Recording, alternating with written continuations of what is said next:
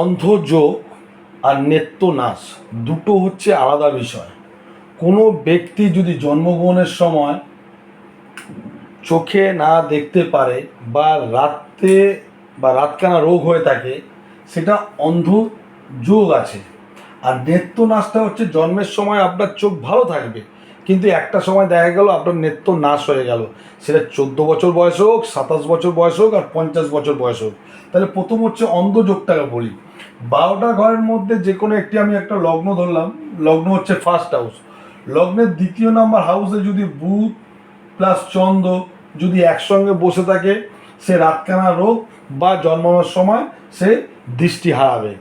এছাড়া আরেকটাও বলে দিচ্ছি অন্ধযোগের, আপনার 12টা লগ্নের মধ্যে যেটা লগ্ন হবে, সে লগ্নের যে মালিক সে 2য় ঘরে অবস্থান করবে, এবং 2য় ঘরের মালিক 2য় ঘরে অবস্থান করবে।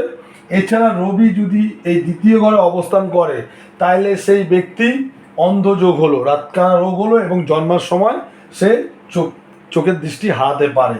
এটা হচ্ছে অন্ধযোগ। আর নেত্রনাশটা কি আছে? নেত্রনাশটা হচ্ছে সে জন্মানোর সময় সে চোখ ভালো নিয়ে জন্মাবে, কিন্তু একটা সময় সে চোখের দৃষ্টিশক্তি হারাবে। সেটা আমি নেক্সট ভিডিওতে আপনাদের জানাচ্ছি। ভিডিওটি ভালো লাগলে লাইক এবং শেয়ার করবেন।